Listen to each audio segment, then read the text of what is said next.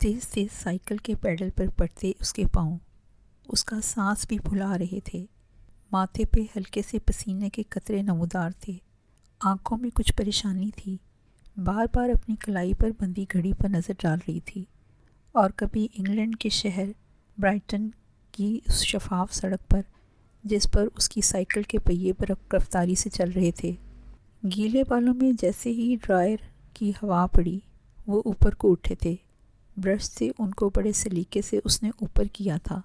اپنی تھوڑی پر ہاتھ پھیرتے ہوئے اس نے خود کو سامنے لگے آئینے میں مسکرا کر دیکھا۔ مڑی ہوئی پلکیں خوبصورت آنکھوں کو اور نکھار رہی تھیں۔ وہ ایک خوبرو چہرے کا مالک تھا۔ پورچ کے اندر سائیکل اس نے ہوا میں چھوڑ دی تھی۔ سائیکل چلتی ہوئی سیدھی دیوار میں لگی تھی، لیکن اس کو کوئی پرواہ نہیں تھی۔ اس کے قدم اب لفٹ کی طرف بڑھ رہے تھے۔ لفٹ میں داخل ہوتے ہی اس نے 10 کے ہندسے پہ انگلی رکھی تھی۔ لفٹ تیزی سے اوپر جا رہی تھی۔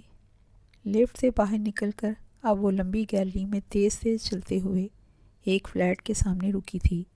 بیگ سنبھالتی وہ داخلی دروازہ زور سے مارتی ہوئی اندر داخل ہوئی تھی۔ سانس پھولی ہوئی تھی۔ سفید رنگت سرخ ہو گئی تھی۔ ہونٹوں پہ آئے پسینے کو ہاتھ سے صاف کیا۔ جسم سے تپش سی نکل رہی تھی۔ سوزی کی گھور کے ڈالی گئی نکاح کو یکسر نظر انداز کرتی وہ لکڑی کے بنے زینوں پر ٹپ ٹپ کی آواز سے چڑھتی جا رہی تھی۔ سوزی نے ناک پھلا کر گردن کو بڑی حقارت سے جھٹکا دیا تھا اور منہ میں کچھ بڑبڑا رہی تھی۔ جیسے جیسے وہ اوپر چڑھ رہی تھی اس کے سنہری بالوں کی اونچی سی پونی ہوا میں لہرا رہی تھی۔ گاڑی کی چابی اور موبائل ایک ساتھ اٹھایا تھا اس نے، اور پھر گھڑی پہ ایک نظر ڈال کر مضبوط کلائی پر لگی گھڑی شام کے 3 بجا رہی تھی۔ دروازے کو دھکیلتا ہوا باہر نکلا تھا۔ باہر نکل کر داخلی دروازے کو لاک کیا، چابی جیب میں رکھی اور لفٹ کی جانب قدم بڑھائے۔ اپنے کندھے پہ گھما کے ڈالے گئے کالج بیگ کو اس نے نکالا تھا اور اچھال کر بیڈ پر پھینکا۔ تیزی سے ٹیرس میں کھلتے شیشے کے رول دروازے کو دائیں طرف کو دھکیلا تھا۔ دروازہ نرماہٹ سے بائیں طرف سے ہوتا ہوا دائیں طرف غائب ہو گیا تھا۔ سامنے برائٹن کی بڑی بڑی عمارتیں تھیں۔ نیچے سڑک پر چلتی گاڑیوں اور دوسری ٹریفک کا ایک سمندر تھا۔ رولنگ دروازہ کھلتے ہی ہوا اس کے پسینے کی وجہ سے اسے اور ٹھنڈی لگی تھی۔ وہ تیزی سے سٹینڈ میں لگے کیمرے کی طرف بڑھی تھی۔ اس نے اپنے دونوں لب بھینچے تو گال کے ڈمپل واضح ہو گئے تھے۔ وہ کیمرے کو سامنے کی عمارت کی کھڑکی کی سیدھ میں سیٹ کر رہی تھی۔ اس کی انگلیاں آہستہ آہستہ فوکس کو بڑھا رہی تھیں۔ ہاتھوں کی ہلکی سی لرزش اس کی گھبراہٹ کو واضح کر رہی تھی۔ دل کے دھڑکنے کی آواز اس کے کانوں میں پڑ رہی تھی۔ ماتھے پر آیا پسینہ اب کانوں کی لو تک آ چکا تھا اور کانوں سے ہوتا ہوا گردن پہ ایسے رینگا جیسے کوئی کیڑا اس کی گردن پر دھیرے سے چل رہا ہو، لیکن وہ ان سارے احساسات سے بالکل بے نیاز تھی۔ اس وقت گاڑی کی فرنٹ سیٹ پر بیٹھتے ہی اس نے سیٹ بیلٹ لگائی تھی۔ چہرے پہ چمکتی آنکھوں کو تھوڑا سا سکیڑ کر سامنے دیکھا تھا۔ سن گلاسز اس کے وجیح چہرے کی خوبصورتی کو اور بڑھا رہے تھے۔ ہونٹوں کو گول کر کے وہ سیٹی بجا رہا تھا۔ ہر ذمہ داری سے لاپرواہ اور زندگی سے بھرپور انداز تھا اس کا۔ پھر شیشے میں نظریں جمائے اب گاڑی کو بیک کر رہا تھا۔ کیمرے کو سامنے فلیٹ کی کھلی کھڑکی کی سیدھ پر سیٹ کرنے کے بعد وہ لینس کے فوکس کو بڑھا چکی تھی۔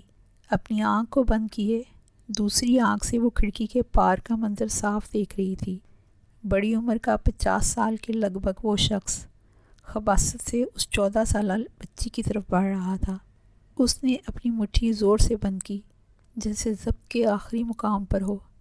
بچی آج پھر ویسے ہی رو رہی تھی، لیکن اس کے رونے سے وہ اور زیادہ ہنس رہا تھا۔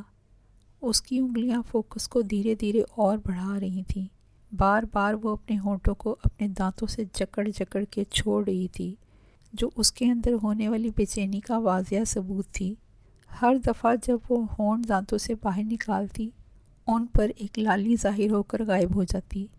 سامنے موجود اس بچی کی تکلیف اسے اپنے اندر محسوس ہو رہی تھی۔ اس کے ہاتھ کیمرے کی مدد سے ان مناظر کو قید کر رہے تھے۔ وہ بچی کو بری طرح نوچ رہا تھا۔ اس نے آنکھیں زور سے بند کر لیں کہ یہ منظر اب دیکھا نہیں جا رہا تھا۔ وہ اس عمارت سے اتنی دور موجود تھی کہ اس کھلی کھڑکی کے فلیٹ میں موجود اس ظالم شخص کو شک بھی نہیں گزر سکتا تھا کہ اس وقت کوئی اس کی ساری حرکات کو تصویروں میں قید کر چکا ہے۔ وہ دیوار کے ساتھ لگی کانپ رہی تھی۔ وہ یہ منظر آج تیسری بار دیکھ رہی تھی۔ آج اس نے ہمت کر کے ان روح فشاں مناظر کو تصویروں میں قید کیا تھا۔ اب اگلا قدم ان کو ایسے ہاتھوں تک پہنچانا تھا جو اس بچی کو اس ظلم کے چنگل سے بچا لیں۔ وہ جلدی سے سٹینڈ پر سے کیمرے کو اتار رہی تھی۔ یونیورسٹی آف کیمبرج وسیع و عریض عمارت کے آگے چرچراتی ہوئی پہیوں کے ساتھ کار نے بریک لگائی تھی۔ واسم زوزیج ایک ہاتھ سے سن گلاسز اتارتا ہوا گاڑی سے باہر نکلا۔ ہے کیرن، لک، یہ ہے واسم۔ نوید نے پاس کھڑی کیرن کے کندھے کو اپنے کندھے سے ہلکا سا دھکا لگایا اور اس کی توجہ وجاہت سے قدم اٹھاتے واسم کی طرف دلائی۔ کیرن نے اس کی نظروں کا تعاقب کیا اور چہرہ کچھ دیر کے لیے ساکت ہوا۔ آنکھیں اپنے حجم سے تھوڑی سی بڑی ہوئیں۔ چمکتی سفید رنگت اور گہرے زرد بالوں والی کیرن کے ہونٹ مسکراہٹ سے پھیل گئے تھے۔ واہ، یہ ہے واسم؟ اس نے زیر لب پھر سے نام دہرایا، واسم زوجیج، اور پھر بالوں کو ایک ادا سے جھٹکا۔ وہ اپنے مخصوص انداز میں مسکراتا ہوا ان کی طرف ہی آ رہا تھا۔ کیمرے کو بیگ میں ڈالتے ہوئے اس نے ایک نظر سامنے گھڑی پر ڈالی تھی۔ شام کے 4 بج رہے تھے۔ بیگ کی زپ کی آواز پورے کمرے میں گونجی تھی۔ اس نے بیگ اپنے کندھے سے لٹکایا اور پھر سے وہ لکڑی کے بنے ہوئے زینے اترتی ہوئی نیچے آئی تھی۔ ہے سوہا، سوزی کی کرخت آواز پر اس نے منہ بنایا، پر اس کی طرف مڑنا گوارا نہیں کیا۔ وہ اس کے عقب میں لاؤنج میں بیٹھی ٹی وی دیکھ رہی تھی، ٹانگیں سامنے میز پر جمائے۔ کہاں جاتا ہے تم؟ رات ہونے والا ہے، اس نے ٹوٹی پھوٹی سی اردو میں کہا۔ تم سے مطلب؟ کہیں بھی جاؤں میں؟ اس نے کندھے پر پھر سے بیگ کو درست کیا اور یہ کہتے ہوئے باہر نکلی۔ سائیکل اسی طرح زمین پہ پڑا تھا جیسے وہ 1 گھنٹہ پہلے چھوڑ کر گئی تھی، اور تھوڑی دیر بعد وہ پھر سے سڑک پر سائیکل دوڑا رہی تھی۔ کہاں تھے تم کل؟ نوید کے کندھے پہ ہاتھ رکھتے ہوئے واسم نے پوچھا تھا، جبکہ نظریں کیرن کو دیکھ کر حیرانی کا تاثر پیش کر رہی تھیں۔ کہیں نہیں، کیرن سے مل۔ نوید نے پاس کھڑی لڑکی کی طرف اشارہ کیا جو اب ہلکے سے ہلتے ہوئے واسم کو سر سے پاؤں تک دیکھنے میں مصروف تھی۔ ہائے، واسم کے بڑے ہوئے ہاتھ کو وہ بغور دیکھتے ہوئے مسکرائی اور پھر بڑے اندازے دل ربائی سے اپنا ہاتھ آگے بڑھا کر اس کے مضبوط ہاتھ میں دے دیا۔ مس روز، مس روز، اس نے تیزی سے اپنے گھر کی طرف جاتی ایک انگریز عورت کو روکا تھا۔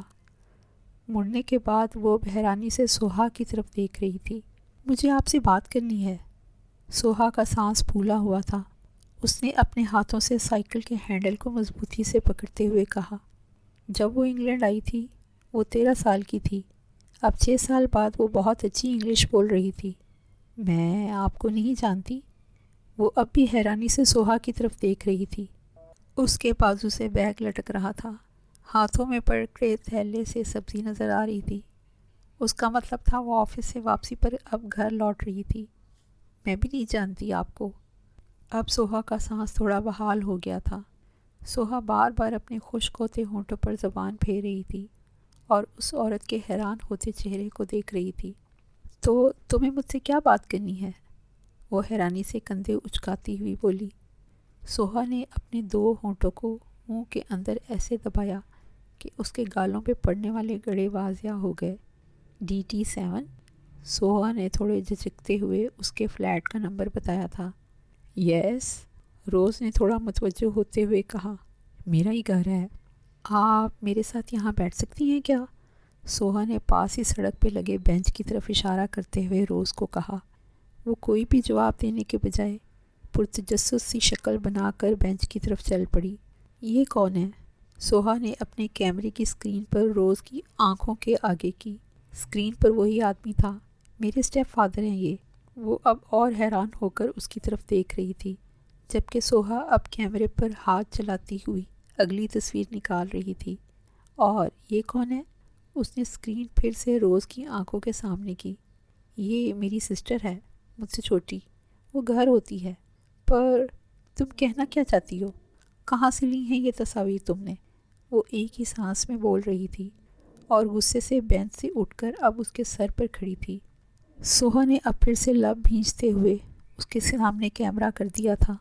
وہ ایک دم ساکت ہو گئی تھی اور پھر اس کے ہاتھ کیمرے کی اسکرین پر انگوٹھے کی مدد سے دائیں سے بائیں چل رہے تھے اور ساتھ ہی ساتھ وہ بینچ پر بیٹھتی ہی چلی گئی تھی۔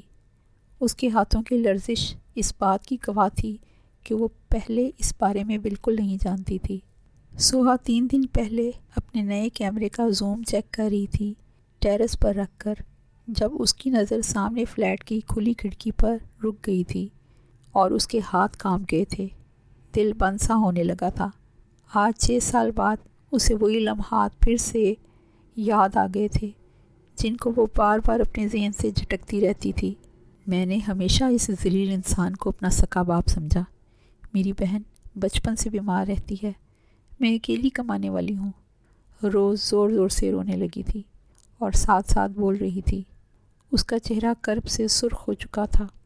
سوہا نے جب پہلے دن یہ منظر دیکھا تھا کہ روز کا سوتیلا باپ اس کی بہن کو جسمانی طور پہ ہراساں کر رہا ہے، وہ اسی دن سے ان کے فلیٹ کو دیکھ رہی تھی کہ کون کون ہے گھر میں، کس وقت جاتا ہے۔ ان کے گھر میں صرف وہ 2 بہنیں تھیں اور ان کا یہ سوتیلا باپ۔ ان کی ماں گزر چکی تھی۔ روز کا نام اسے ساتھ والی آنٹی سے پوچھنے پہ پتہ چلا تھا۔ روز نے ایک دم رگڑ کر اپنے گال سے آنسو صاف کیے اور سرخ چہرے، خونخوار آنکھوں کے ساتھ وہ تیز تیز قدم اٹھاتی وہاں سے چلی گئی تھی۔ واسم، کم آن، لیٹس ڈانس۔ کیرن نے بڑے ناز سے واسم کے بازو پر اپنا نیل پالش لگے بڑے بڑے ناخنوں والا ہاتھ رکھا تھا۔ وہ کلب میں بجنے والی انگلش موسیقی پر آہستہ آہستہ اپنے وجود کو حرکت دے رہی تھی۔ پیچھے سے ساری کمر بنا کسی لباس کے عیاں تھی۔ تنگ جینس میں وہ اپنی ٹانگیں دائیں بائیں گھما رہی تھی۔ نو، واسم نے مسکراتے ہوئے مختصر جواب دیا اور اپنے ہاتھ سے پکڑ کر اس کا بازو نرمی سے الگ کیا اور اپنی مدد کے لیے نوید کی طرف دیکھا۔ ارے کیرن، یہ محترم ڈانس نہیں کرتے، وہ اونچے چلتے میوزک اور شور کی وجہ سے زور دیکھ کر بولا۔ کیرن نے خواصی شکل بنا کر واسم کی طرف دیکھا۔ اس کے وجود نے موسیقی پہ تھرکنا بند کر دیا تھا۔ ارے یہ ڈرنک بھی نہیں لیتا، اور لڑکی؟ نوید نے کیرن کو آنکھ ماری۔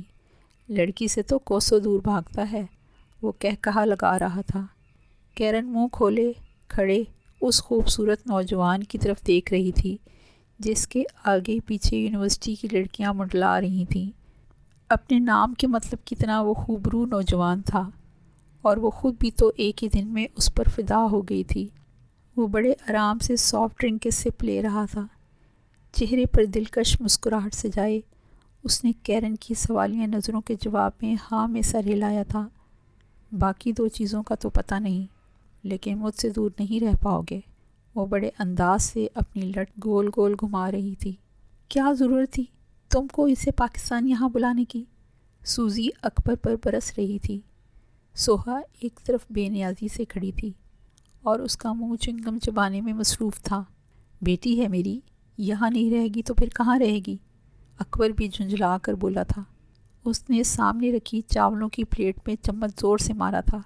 کچھ چاول اچھل کر پلیٹ کے ارد گرد میز پر گرے تھے۔ تو پھر پیٹر بھی یہیں رہے گا۔ اگر تم اپنی پہلی وائف کا بچی ادھر رکھے گا تو میں بھی اپنے ایکس ہسبینڈ کا بیٹا یہاں رکھے گا۔ اکبر غصے سے کرسی دھکیل کر اٹھا تھا اور تیز تیز قدم چلتا ہوا وہ سوہا کے پاس رکا تھا۔ تمہیں کتنی بار کہا ہے ارد گرد کے معاملات میں مت ٹانگیں پھنسایا کرو۔ تمہیں عقل کیوں نہیں آتی؟ میں تمہارا کیمرہ توڑ دوں گا اگر تم باز نہ آئی تو۔ پاکستان تھی تو وہ جاوید کی آنکھ پھوڑ ڈالی تھی تم نے۔ تمہاری چچی اب تمہیں وہاں رکھنے کو راضی نہیں۔ اس کا بھائی تھا وہ جس کی آنکھ پھوڑ ڈالی تم نے۔ وہ دانت پیستے ہوئے سوہا پہ گرا رہا تھا۔ اب یہاں سکون سے رہ لے۔ اکبر جھنجھلا گیا اور پھر زور زور سے پاؤں مارتا ہوا اندر جا چکا تھا۔ سوہا نے مسکراتے ہوئے سوزی کے غبارے کی طرح پھولے منہ کو دیکھا اور اسے زبان نکال کر دکھاتی ہوئی اوپر آ گئی تھی۔ پولیس روز کے اسٹیپ فادر کو پکڑ کر لے گئی تھی۔ اس کے کیمرے میں تصاویر تھیں، اس لیے روز ان کو لے کر پہلے یہاں ان کے گھر آئی تھی۔ اس واقعے سے پہلے وہ ایک دفعہ ایک ایسے آدمی کو بھی پکڑوا چکی تھی جو اپنی بیوی کو مارتا تھا۔ وہ بیڈ پر ڈھہ سی گئی تھی۔ کیمرے سے تصاویر لینا اس کا مشغلہ تھا۔ اس نے اپنے کیمرے کو اٹھایا اور پھر سے دیکھنا شروع کر دیں۔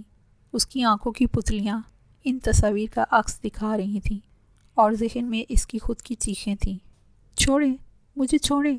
وہ بری طرح اسے جھنجھوڑ رہا تھا۔ کچھ نہیں کہتا، بس تھوڑا سا کھیلوں گا تمہارے ساتھ۔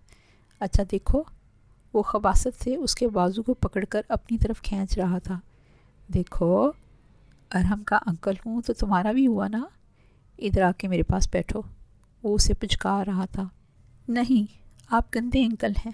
وہ 13 سال کی تھی، لیکن اسے اس کے چھونے سے گھن آتی تھی۔ اس کی چھٹی حس اسے برا محسوس کرواتی تھی۔ ارے میری بات مانتی ہے کہ نہیں؟ وہ ایک دم اس کے اوپر جھپٹا تھا۔ اس اسٹور نما کمرے میں بہت سی چیزیں بکھری پڑی تھیں۔ وہ بری طرح اچھل رہی تھی، لیکن وہ اس سے اتنا بڑا تھا کہ اس سے لڑنا ممکن نہیں تھا۔ سوہا بنا دیکھے ارد گرد ہاتھ زمین پر مار رہی تھی۔ پھر اچانک ہی کوئی لوہے کی چیز اس کے ہاتھ میں آئی تھی۔ اس نے اپنی پوری قوت لگا کر وہ لوہے کی بنی سراہی اپنے اوپر جھکے ہوئے اس شیطان کے سر پر دے ماری تھی۔ وہ ایک دم سے تکلیف سے کرہاتا ہوا ایک طرف ہوا تھا۔ سوہا اس کو بنا دیکھے وہاں سے بھاگی تھی۔ وہ پھر سے ادھر ہی آ رہا ہے۔ نشا نے گھبرا کر ردا کے کان میں سرگوشی کی اور بے چینی سے اپنی لٹ کو اپنے کان کے پیچھے کیا۔ ردا نے نظر اٹھا کر اوپر دیکھا تھا۔ وہ مسکراتا ہوا ایک کتابیں تھامے ان کی طرف آ رہا تھا۔ یار، یہ کیوں نہیں پیچھا چھوڑتا میرا؟ نشا جھنجھلا کر ارد گرد دیکھ رہی تھی، ہونٹوں کو بے چینی سے ارد گرد گھما رہی تھی۔ ہیلو لیڈیز، ارسل نے خوشگوار لہجے میں کہا اور بنا ان سے پوچھے نشا کے بالکل سامنے والی کرسی پر براجمان ہو گیا۔ ہاں، وہ منہ سے آواز نکالتا ہوا کرسی پر ڈھہ سا گیا اور سامنے پڑی میز پر اپنی کتابیں رکھیں۔ نشا نے بیزاری سے ایک طرف دیکھا، جبکہ اس کے ہونٹ ویسے ہی عجیب و غریب زاویے بنا رہے تھے، جبکہ ارسل مسکراتا ہوا اسے دلچسپی سے دیکھ رہا تھا۔ نشا کو اس کی نظروں سے الجھن ہونے لگی تھی۔ اس کے ہاتھ جلدی جلدی اپنی کتابیں سمیٹنے لگے تھے۔ ارے رے، آپ کہاں چل دی؟ میں یہاں آپ کے لیے ہی آیا ہوں، اور آپ ہیں کہ… وہ اس کے جانے پر گڑبڑا کر بولا۔ نشا اپنی کرسی چھوڑ کر اٹھ چکی تھی۔ ردا، تمہیں چلنا ہے میرے ساتھ کہ نہیں؟ اس نے ردا کو گھورتے ہوئے کہا، جو بڑے آرام سے ارسل کے ساتھ والی کرسی پر ابھی تک بیٹھی ہوئی تھی۔ ہاں ہاں ہاں، چلنا ہے، چلنا کیوں نہیں؟ ردا بھی جلدی سے اپنی کتابیں سمیٹ کر اٹھی تھی۔ پلیز تھوڑی دیر تو بیٹھ جائیں۔ ارسل کان کھجاتا ہوا معصوم سی شکل بنا کر نشا کے بالکل سامنے آ گیا تھا۔ میرا راستہ چھوڑیں۔ دیکھیں، نشا نے نظریں جھکا لی تھیں۔ اسے یونیورسٹی میں دوسرا سال تھا اور چند ماہ سے اس کا یہ ہم جماعت ارسل ہاتھ دھو کر اس کے پیچھے پڑ گیا تھا۔ وہ کچھ دیر خاموشی سے اس کے بالکل سامنے کھڑا رہا، پھر دکھ بھری شکل بنا کر ایک طرف ہو گیا تھا۔ سنو، پیٹر آ رہا ہے، سارا کھانا مت کھا جانا۔ وہ سیڑھیاں چڑھتی ہوئی ایک دم سے سوزی کی حقارت بھری آواز پر رکی تھی۔ پیچھے مڑ کر دیکھے بنا وہ سیڑھیاں اوپر چڑھ چکی تھی۔ فریش ہونے کے بعد وہ نیچے کچن میں آئی تھی۔ کچن کھانے سے بھرا پڑا تھا۔ سوزی شاید اپنے کمرے میں جا چکی تھی۔ سنو، پیٹر آ رہا ہے، سارا کھانا مت کھا جانا۔ سوزی کی آواز اس کے کانوں میں پڑی۔ اس کو کیا لگتا ہے میں اتنا کھاتی ہوں کہ یہ سارا کھانا میں کھا جاؤں گی؟ سوہا کے تن بدن میں آگ لگ گئی تھی۔ اس نے سارا کھانا ایک ٹفن میں پیک کیا اور باہر نکل گئی۔ یار، کیا چیز ہے یہ؟ واسم نے اردو زبان میں ساتھ بیٹھے نوید سے کہا، تاکہ گاڑی کی پچھلی سیٹ پر بیٹھی کیرن کو سمجھ نہ آئے۔ وہ لوگ کلب سے واپس جا رہے تھے۔ ساری پارٹی میں کیرن واسم کے سر پہ سوار رہی اور واسم کو الجھن ہوتی رہی۔ کیرن کو یونیورسٹی میں ان کا گروپ میں شامل ہوئے ابھی کچھ ہی دن ہوئے تھے۔ نوید کا قہقہہ گاڑی میں گونجا تھا، لیکن اس نے جواب کوئی نہیں دیا۔ وہ اپنی ہنسی دباتے ہوئے ڈرائیو کر رہا تھا۔ پیچھے بیٹھی کیرن ناسمجھی کی کیفیت میں بار بار دونوں کو دیکھ رہی تھی۔